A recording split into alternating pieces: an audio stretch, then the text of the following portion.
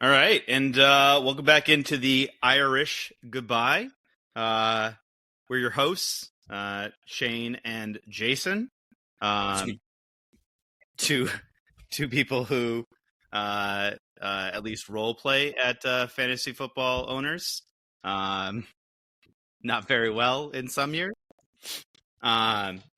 So we've got an exciting lineup for today, and we'll jump right into it. And Jason, unless you want to add any particular insights before we get started.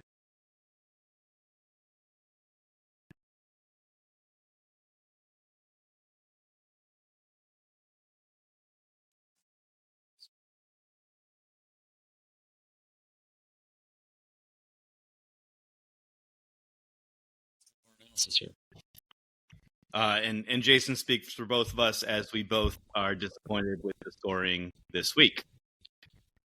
So that brings us into our first segment of the day. We're going to go into the blue tent.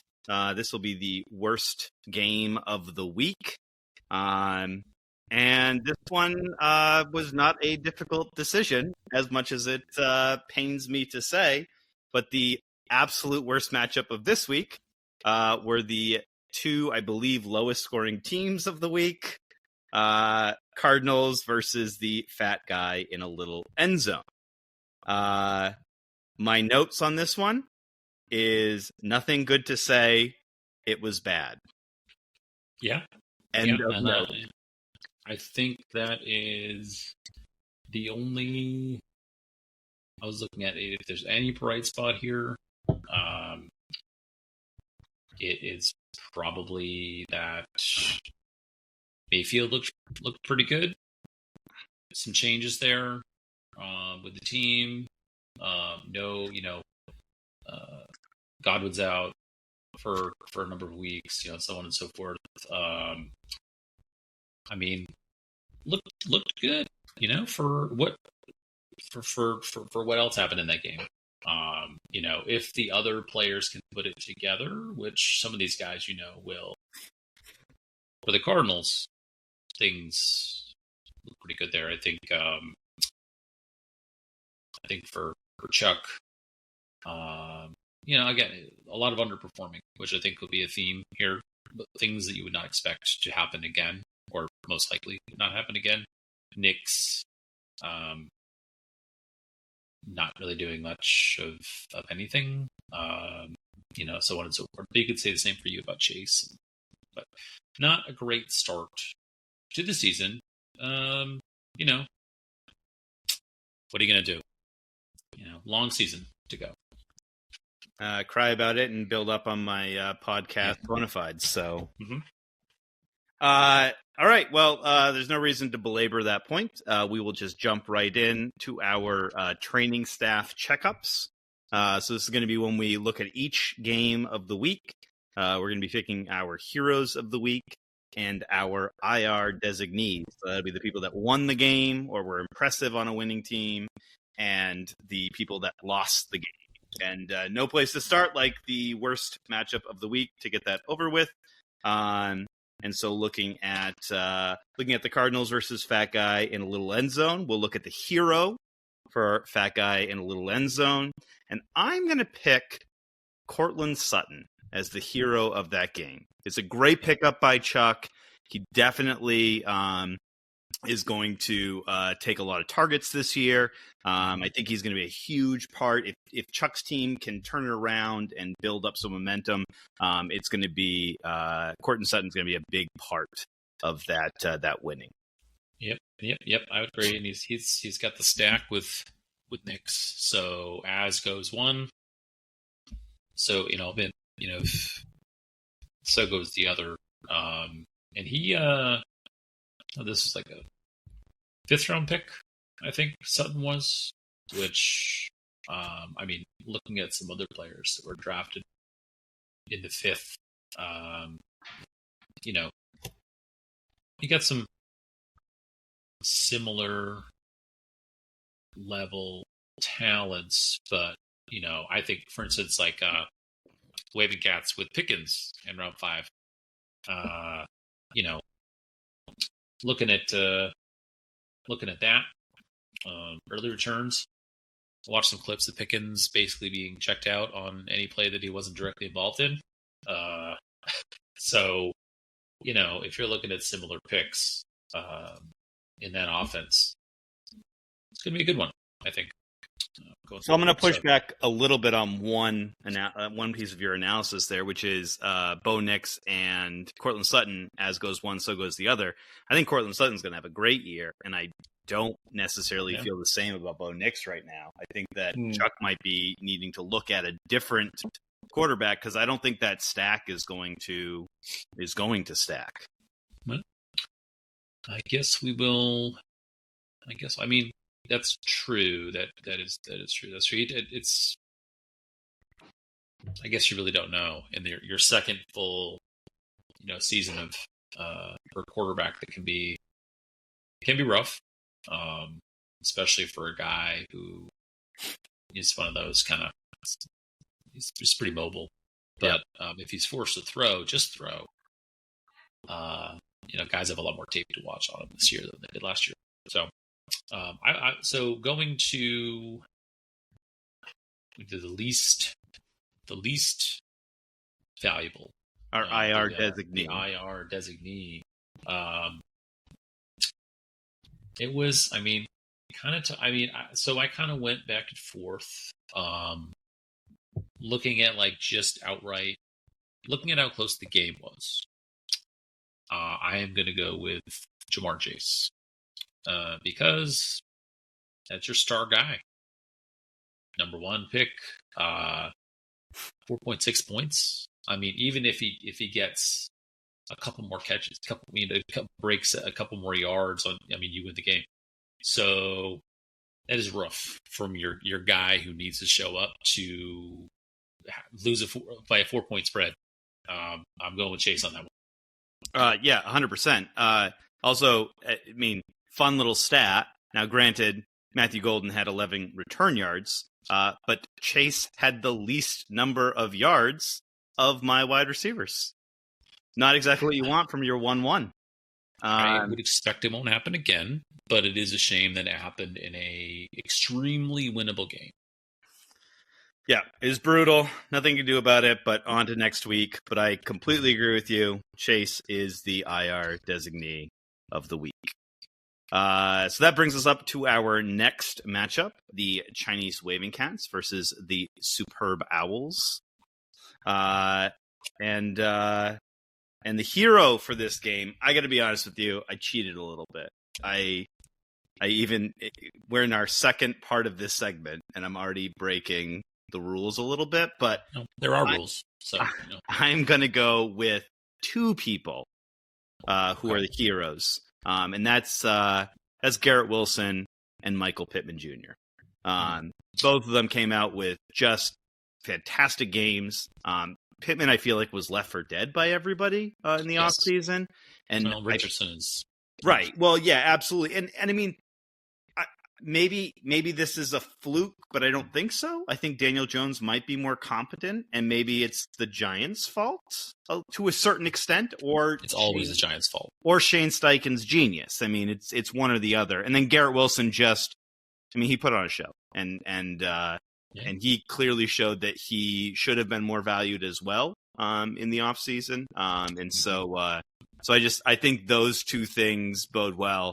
And really, I'm going to be honest with you, Josh's team looks pretty darn good. Yeah, I mean, if A.J. Brown had almost completely laid an egg, look at if he had even scored projection, like would have been the top scorer of the week. So yeah, I mean, 3 guys and 20 or over.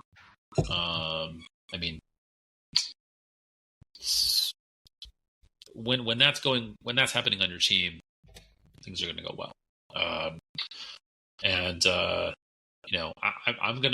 was gonna go probably with one of those 2 that you picked with Pittman, because I also thought Pittman was going to be. You didn't know what you're going to get. I mean, last year, he had some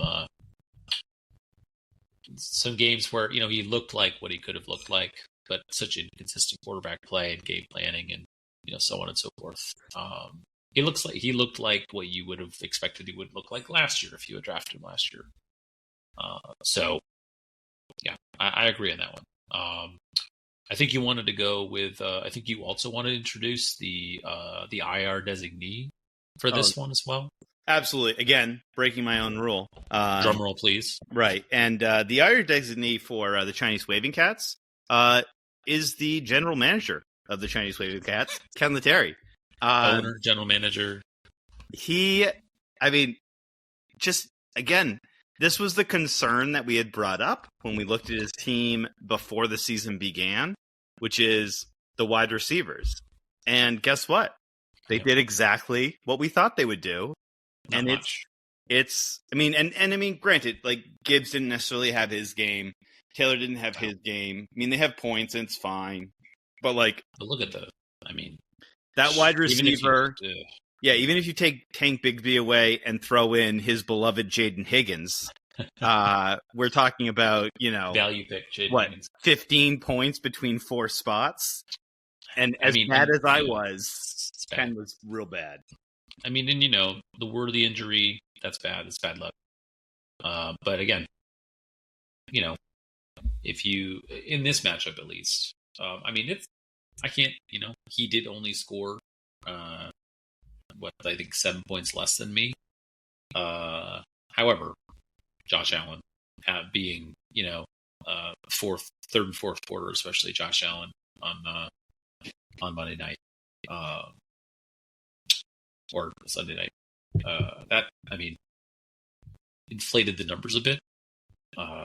If Allen had only hit his projections or thereabout, Ken would be down in the 70s. So, it's a tough week one for Ken. As an owner, as a GM, as a man, I would say. But long season.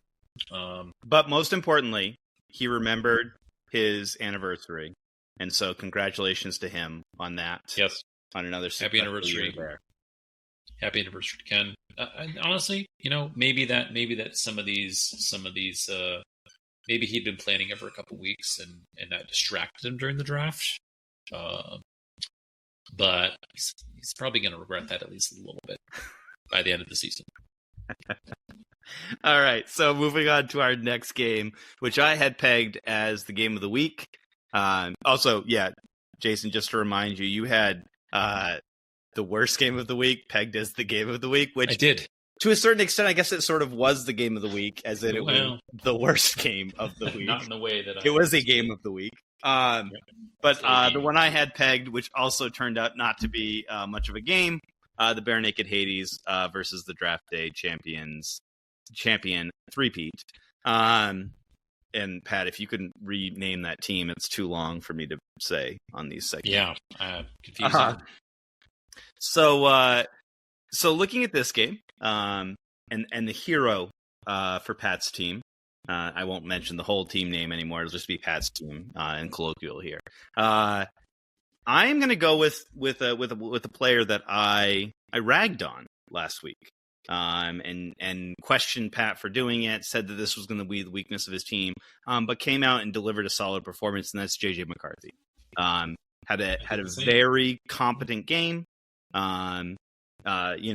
Definitely came up big and helped propel the draft day champs to a victory. Yeah, I said the same thing about McCarthy.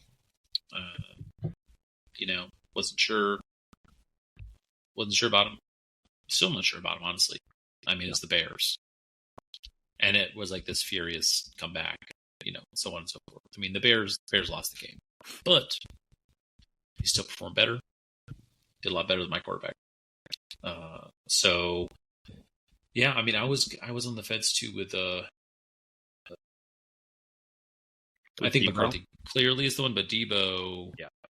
being a 1A and a 1B maybe because he wasn't out there necessarily doing like the trick run. He maybe had that rushing touchdown, but he was out there number one in targets, yards. Like he looked like they might have got away with a bit of a steal here, Washington. Of course, it was the Giants, but still, he looked good. We'll see how that stands up, but another good value pick for Pat's draft 18. And I think the big question, though, too, is that even though JJ is our hero of the week, you got to look at that stat line and wonder, how much can that be replicated? A rushing touchdown, 2 passing touchdowns, but only 150 passing yards. Yeah. Yeah, I mean, that's concerning and something Pat's going to have to keep an eye on all season. Yep. Mm-hmm. But, I mean, for effectively his first game. Yes. It was good. Yes, it was good. Yes. Yeah. Let's see. Yeah, the IR designee. It's tough to say. I would go with. Probably go with. Based on how his season went last year before he was injured, I'd probably say Nico was my sort of the disappointing sort of, and this tends to be, we're picking those on the teams that lost, generally speaking. But I would say, only 3 catches, 25 yards. Like they only scored 9 points. You had to, you wanted a lot more from him. No long reception, no stretching the field. Like last year, as an owner of Nico Collins last year, he, not reflected in my record ultimately, but he had a lot of big games and a lot of big catches, and that was nowhere to be found over the weekend. Yeah, just to be clear, Jason and I have not gone over our picks ahead of time. I have all of mine written down. And I also, I guess maybe it's not very surprising because it definitely is the most disappointing person on his team. Maybe you can make a case for Ken Walker, but I think that there were questions about him going in. Yeah. But yeah, it's Nico, full stop. Like Ross expected more. Yep. Yeah. It's tough, I almost went with Waddle because Miami against the 8 points against the Colts. But I think overall, but at least he had 4 receptions. Well, yeah, he outscored him. So, yeah, tough one there. All right. So next up is Clint Tankerous and bottom of the barrel. Again, I believe Clitankerous was both of Jason and my pick to be seen in the final this year. Not necessarily the stellar start to the year, but a win's a win. And I believe he's going to pick up the 3rd point as well because scoring was down amongst everyone. So for the hero, for Clitankerous, I went a little away from kind of the typical picks here, and I went for kind of one of the more value ones. Not that he was completely forgotten about, but I think severely undervalued after his rookie year. And that is Marvin Harrison Jr., who looked the part. Look what everyone was looking for last year. He, Kyler Murray was looking for him throughout the day. He scored the touchdown, which was on a very nice play. And he just looked a little more comfortable out there than he did almost all of last year. And so I think that bodes well for his kind of season outlook and for Clitankerous in general. Yeah, I think I said last week the second year leap by a receiver, star rookie receivers that maybe don't quite, pan out for whatever reason. If they have that talent, second years when you see that they've learned what they needed to learn about the NFL, and they take the jump. And if this is what he produces every game or something close to it, what you want to see. I went with in terms of the most the most valuable guy. I went with Hurts because I think this is going to be a big. I don't know why, but there's tons of conversation floating around about Hurts is looked at as like a second tier by, I don't know, talking heads mostly, like a second tier quarterback. And there's always these questions around him like, oh, he's doing this and this and this, but he's not doing this. And it's always this like, he should be doing more kind of thing. And he did what he does is he can run and he can run well, but he doesn't only run. In the scenarios, I watched some of the plays that they scored on or like got first down on. It looked like nothing was going to happen on those plays. Like you look at the still and you're like, oh, this is going to be, he's going to throw it away. He's going to run, scramble for a few yards, whatever. And they turned him into scoring plays, turned him into first downs. Like he, at the quarterback position, which, I don't think we have any questions about the wide receiver room for to take risks because that was what he put a premium on. Mm-hmm. Also, shout out to Dobbins on the bench. One of the Broncos on the team could be a good pickup. But I'm going to go with Hurts because kicked off the season, started out strong, and the rest of the this just doesn't sound right. I was going to say the Clit Squad. Really, there's our explicit rating right there. I did click the box. The rest of them followed his lead for the win this week. All right, IR designee for bottom of the barrel. I actually this one I debated a little bit. There's some candidates on here, but I think for me, and again, wasn't a terrible game, but the most disappointing game and a big reason for the loss is Amon-Ra St. Brown, and probably to a larger degree the Detroit Lions offense looked bad. Yeah. You got. I mean, anybody who has stock in them, as I believe I do, you have to be concerned.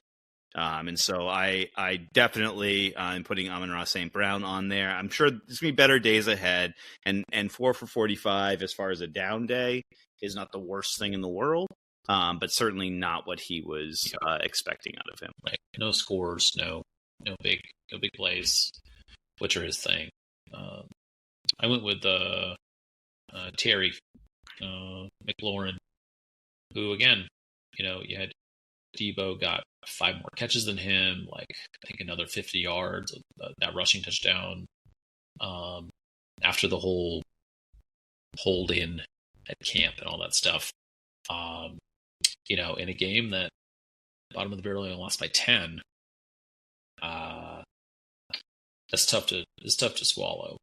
A guy like that who you got slotted in there as your wide receiver 2 against the Giants, and he 2 catches, 27 yards. When all he needed was not just a little bit more, but a few more catches, combine those yards in. Only 4 targets too, so yeah, it's not good for McLaurin. So I was looking at Andrews and I said, no, I had enough of his nonsense last year to know that this is just how it is now until you bench him, and then he's gonna score 2 touchdowns. So McLaurin is the IR designee for me in this one. All right, that brings, and I was incorrect. I was thinking about one of my other teams. I just found out I don't have Jameis Williams in this particular league, so I don't think I actually have any Lions stock in this league, which is probably a good thing this year. Seems good. So that brings us to our next game, the Mad Dogs versus the Troll Tolls. And looking at the heroes for Adam's team, again, I really wanted to weigh it out and not just go with kind of the best player, but someone who's surprised, someone who is in a position to maybe make a difference this year, and that's Travis Etienne.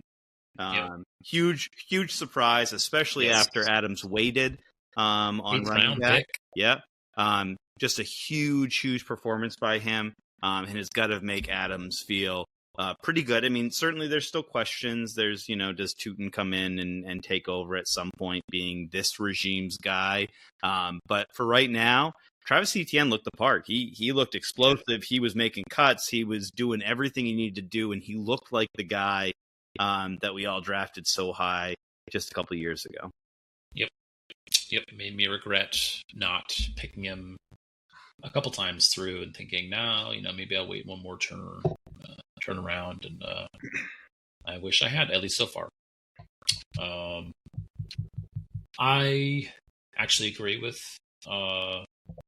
that. Same reasons. I mean, you get a running back in the 8th round who is your second. I mean, your top positional scorer in week 1. Got to feel good about that. Yeah, it's very good. So I also will go with Etienne. LVP.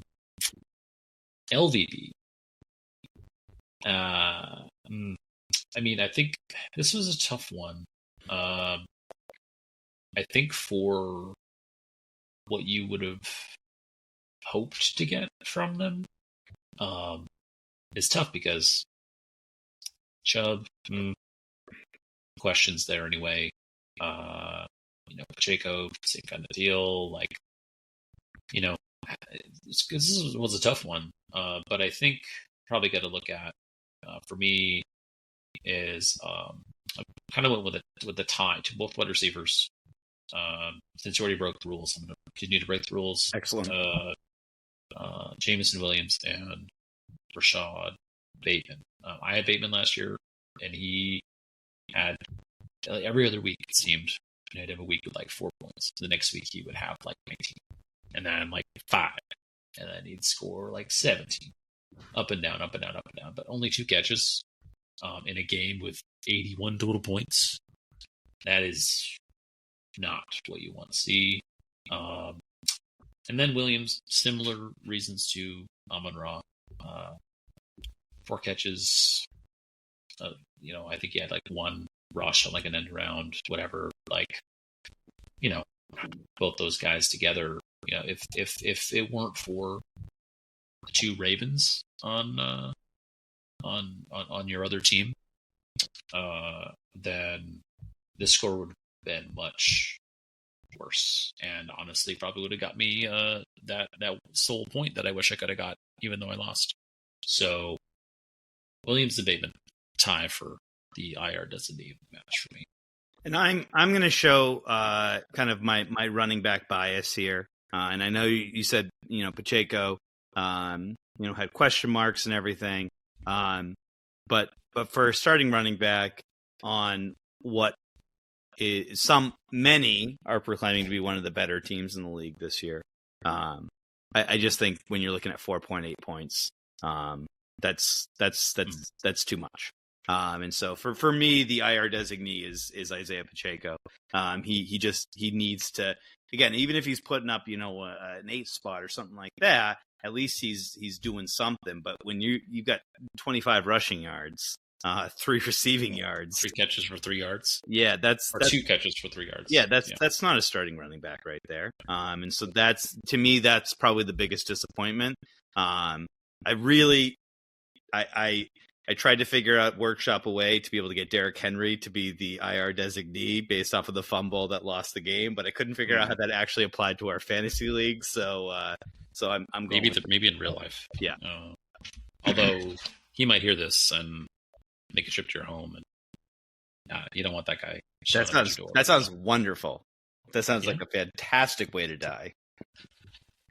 Yeah. Well, the only thing he'd be fumbling then was fumbling your severed head through his hands. That's right.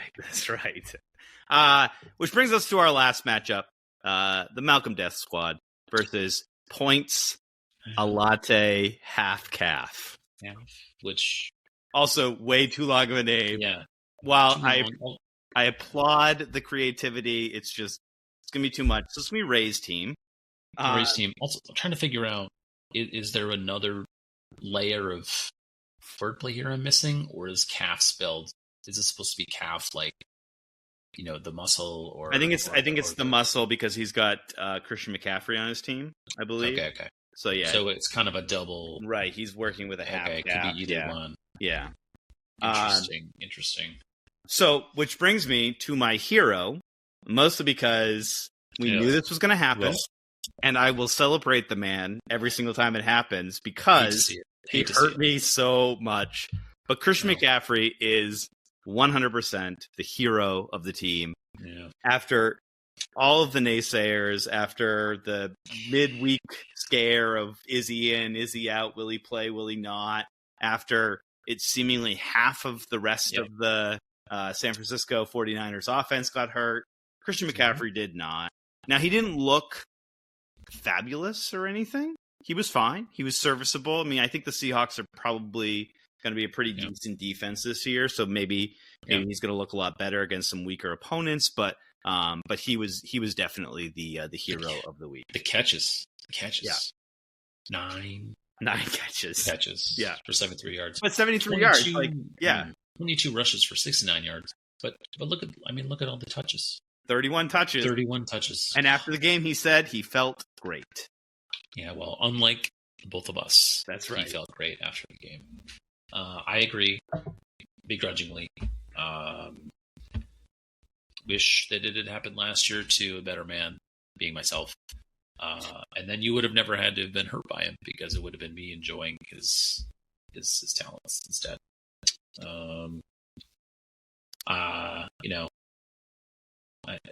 If I had to look at, obviously I agree there. I'm looking at the LVP. So time for self-reflection now. Yep. IR designee. Tempted to do to name myself personally, but I don't, based on my bench, which I'm realizing now, I can only self-reflect so much.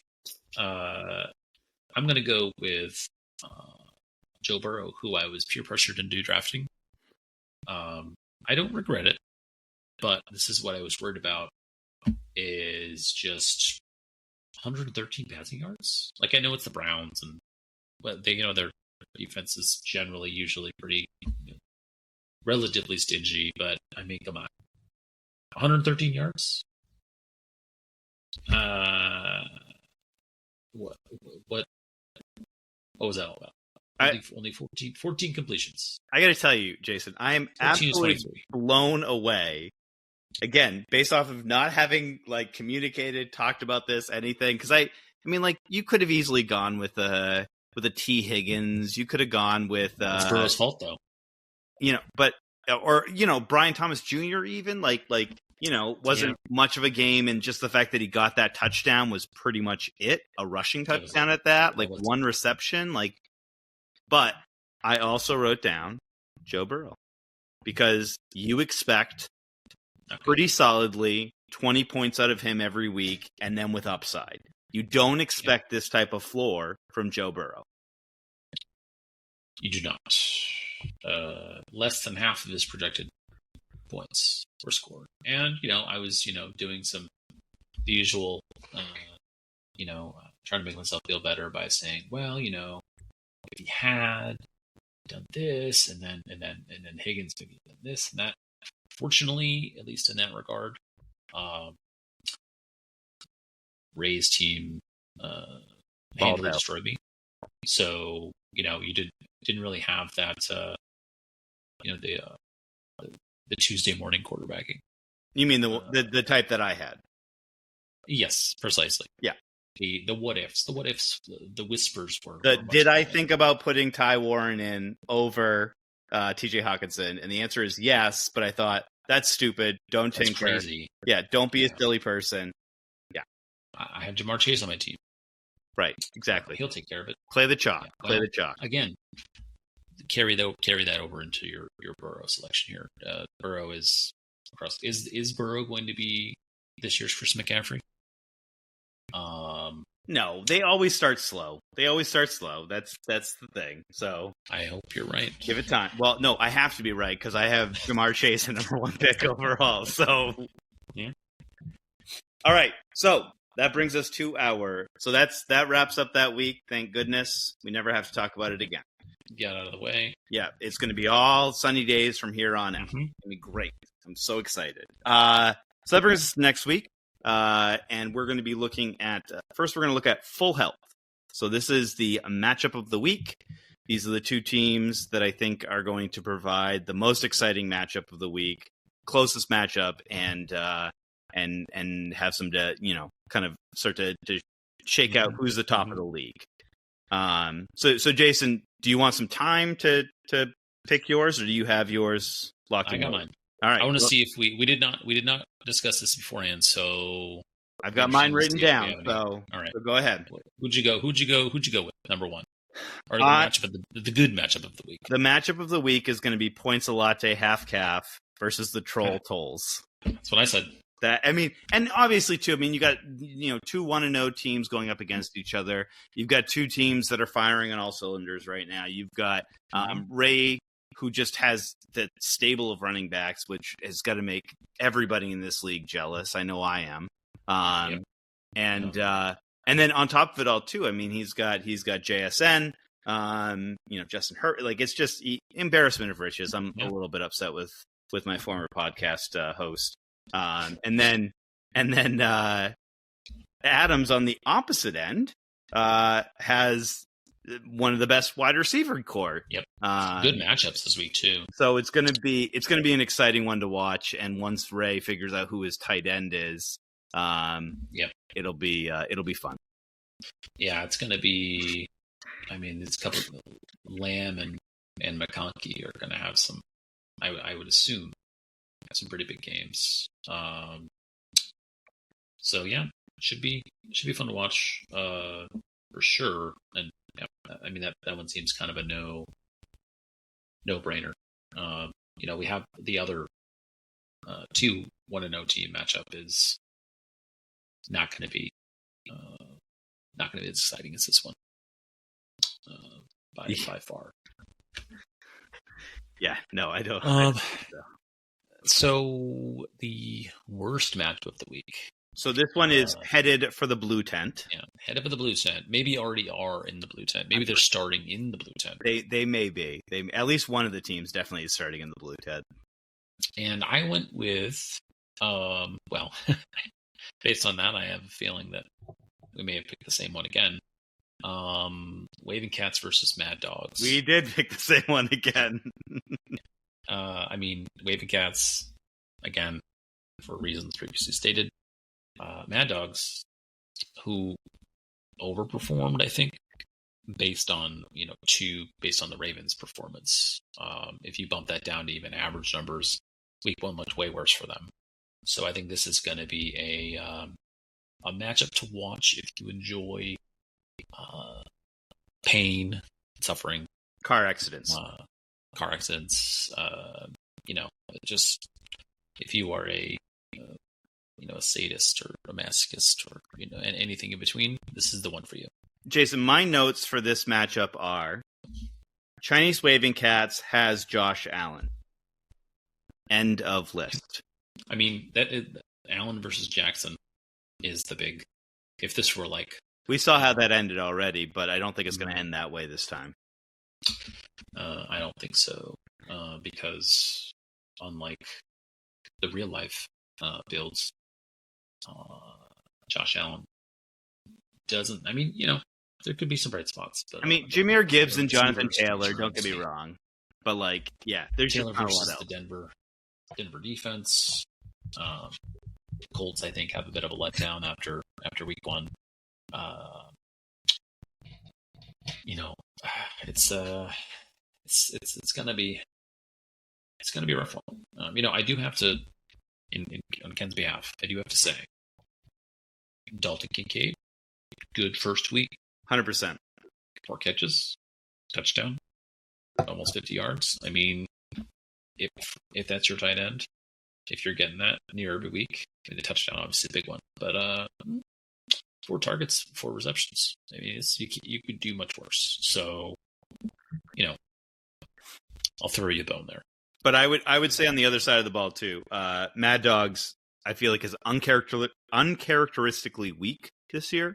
Not to mention there are some tough matchups that he has. Look at all the red. Lots of red. There's a lot of Cleveland, Chicago's secondary. It's not great, and the guys who have easier matchups are not, good right now. I mean, Pacheco versus the Eagles they're kind of neutral, like in the balance, but that's a rough team to run against as well. I mean, he does have the Metcalf revenge game, potentially, but also, I don't know how much revenge that's gonna actually look like with Rodgers in control. So, yeah, not looking good. Not looking good. Yeah, for your other, this hopefully at least one of your teams this week can pull off a win. So I did speak with my brother, who actually did draft this team, and he informed me that he drafted it while driving on the highway and had to pull over occasionally to be able to draft people, and that is the reason why it was. So we already have the excuses rolling in, or if you wish, I'm already creating excuses, whichever. So what you're saying is, this roster construction is not the only crime that he committed that day. That's right. Yeah. Well, and on top of it all, actually, too, he did say this is his only PPR league, which I feel like is awful. That you're playing in leagues that aren't PPR. That feels even worse than any other crime you could commit. So, including having his criminal Rashee Rice on the bench. Yeah. Sounds like a crime is being committed. The crime of bedtime is being committed somewhere in your house right now. It is right now. Yeah, we had a rough night. We had some potty training issues. Poop was on the floor. Pee was in the pants. It was not ideal. Luckily, I had responsibilities, so I had to. I had to tag out and say, you know what, right. I have things to do. I'm committed to this podcast and this league. Yeah. Well, I mean, when you're an up and coming podcast with professional equipment, what other choice do you have? We sound great, though, don't we? I think so.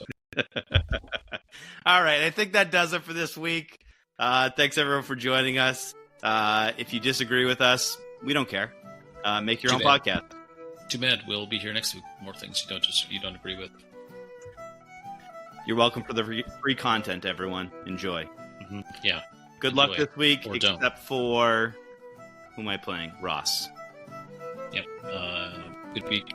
Good luck, except for Platankerous, who honestly don't really have any strong things about because it's new to the league. I mean, I hope I win, but if I don't, it's not the worst thing in the world. So whatever. All right. See you guys next week. Bye, everyone.